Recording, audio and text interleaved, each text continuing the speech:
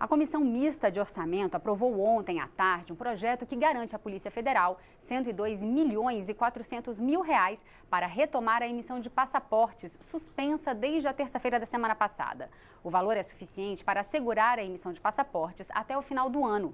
Segundo a Polícia Federal, o serviço tinha sido interrompido por falta de recursos. Os recursos suplementares foram remanejados da verba que seria destinada à participação do Brasil na ONU.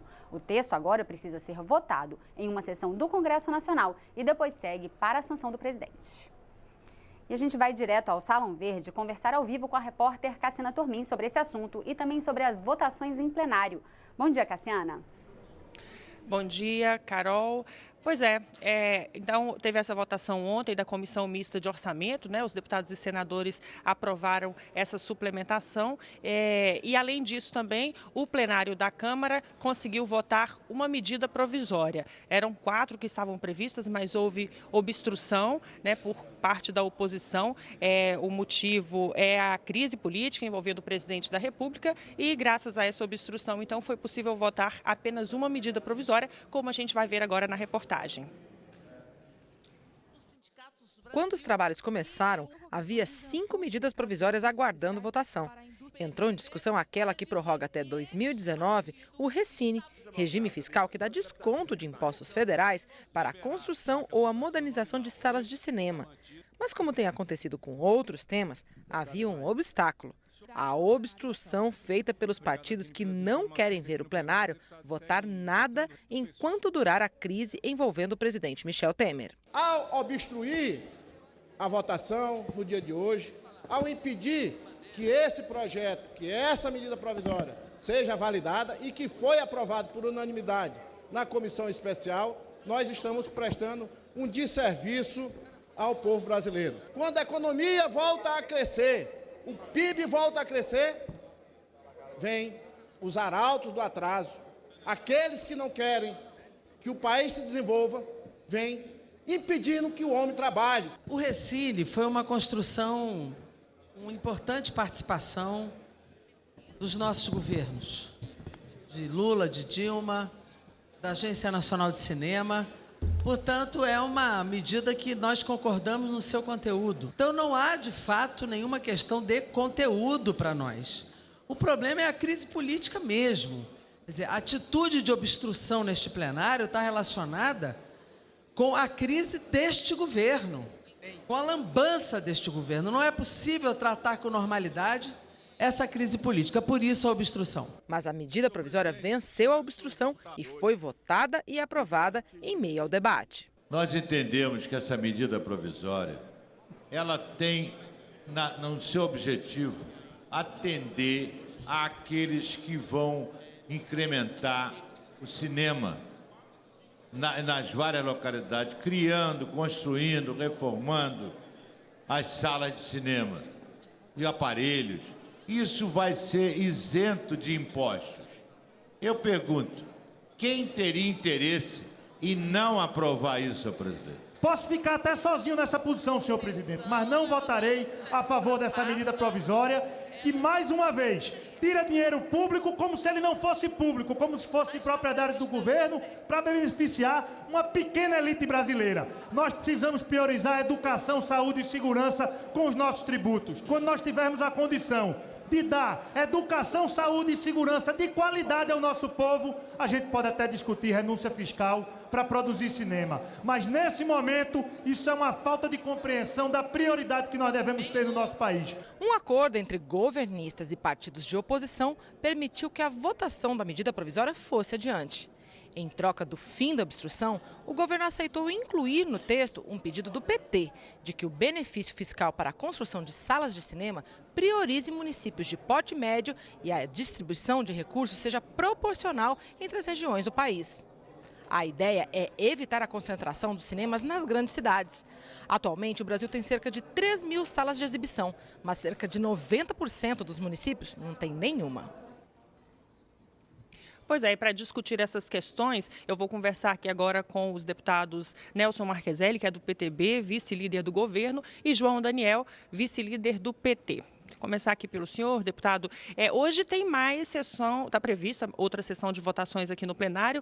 A oposição pretende continuar obstruindo? Bom dia. Bom dia a todos que nos acompanham. Nós da oposição estamos aqui neste Congresso Nacional, na Câmara, fazendo obstrução porque nós entendemos que nós não vivemos um período de normalidade. Este governo, desde que assumiu 12 de maio de 2016, colocou grandes projetos para ser aprovado nesta casa, com interesses apenas econômicos, que são interesses daqueles que financiaram este golpe. Portanto, não é um governo que nós podemos, como oposição, tratar na normalidade. Esse governo está acusado, este governo está investigado, este governo não tem legitimidade. Por isso, é um papel da oposição obstruir e fazer oposição ligado às ruas, como foi feito na última sexta-feira. Grandes mobilizações contra as reformas trabalhistas, contra a reforma da Previdência e retirada de direitos. Por isso, vamos continuar obstruindo. Como é que o senhor vê essa aprovação ontem na Comissão Mista de Orçamento desse recurso suplementar aí para a emissão de passaportes?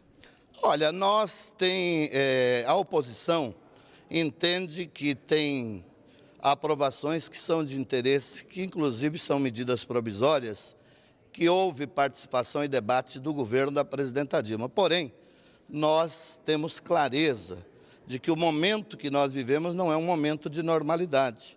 Por isso, nós continuaremos fazendo debate aqui na Câmara, continuaremos discutindo os problemas reais do Brasil, ligado e antenado com as grandes questões nacionais.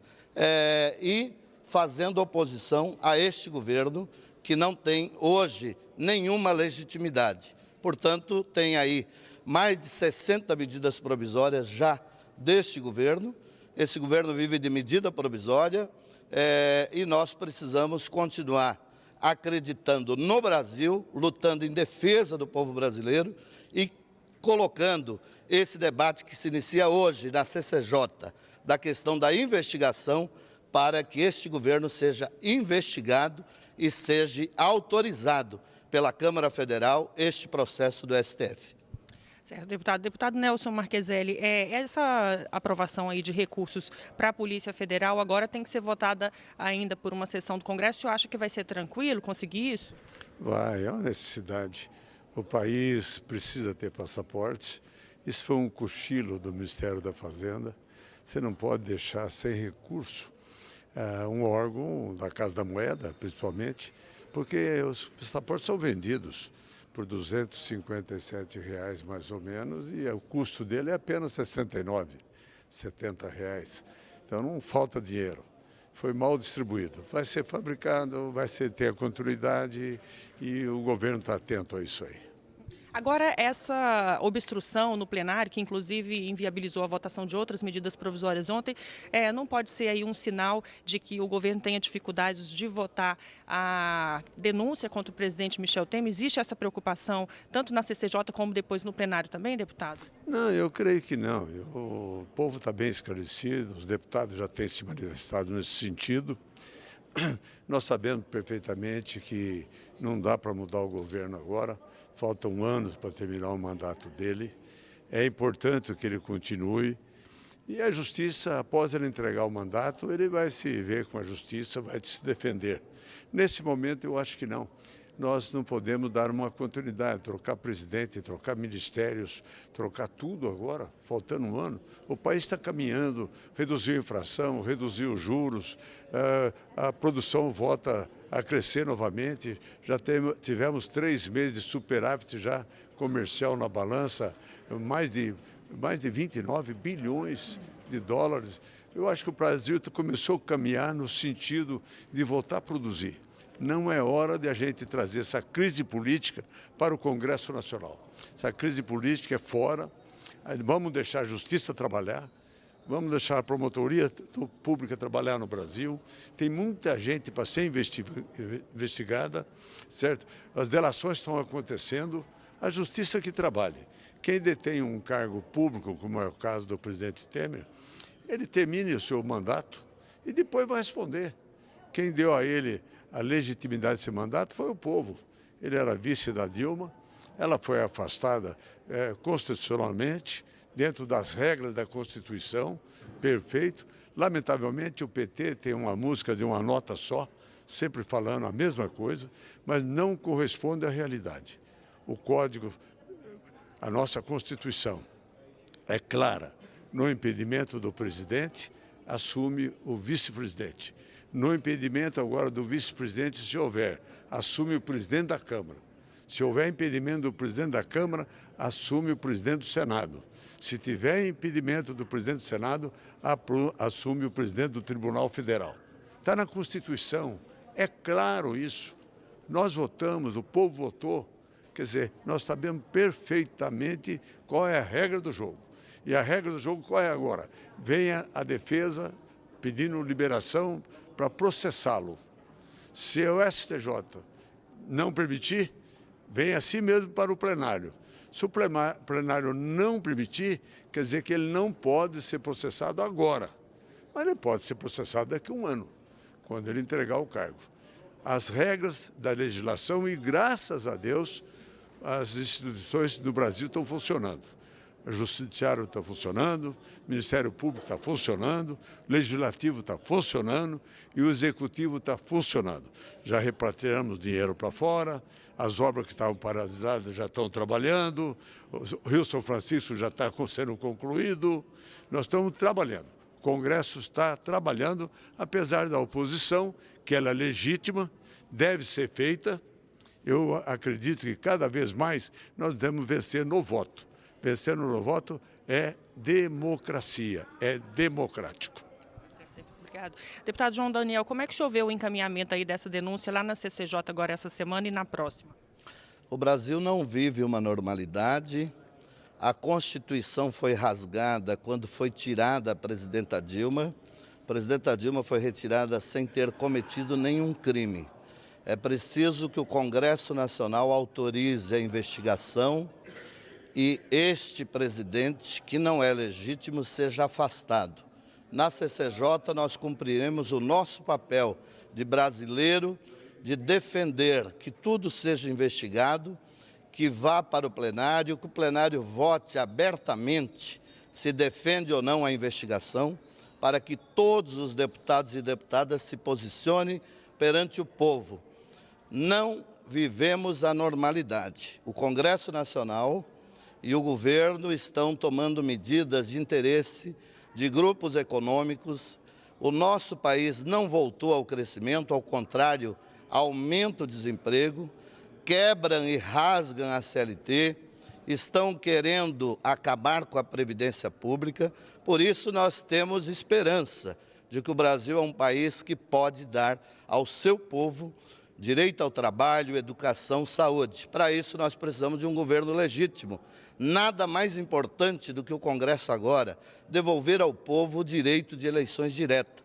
Nós precisamos eleger um presidente da República de origem do voto popular do povo brasileiro. Este governo não é legítimo, este governo está comprometido com interesses econômicos, este governo está denunciado e preso vários dos seus ministros e aliados que coordenaram esse golpe. Portanto, nós vamos continuar fazendo oposição, mas não é oposição contra o Brasil, é oposição em defesa de um Brasil onde o povo brasileiro seja respeitado e tenha um governo legítimo. E a economia melhora quando tem um governo que invista no nosso mercado interno, num projeto nacional. Este governo está com todo o compromisso nas grandes corporações internacionais e não na nossa agenda nacional.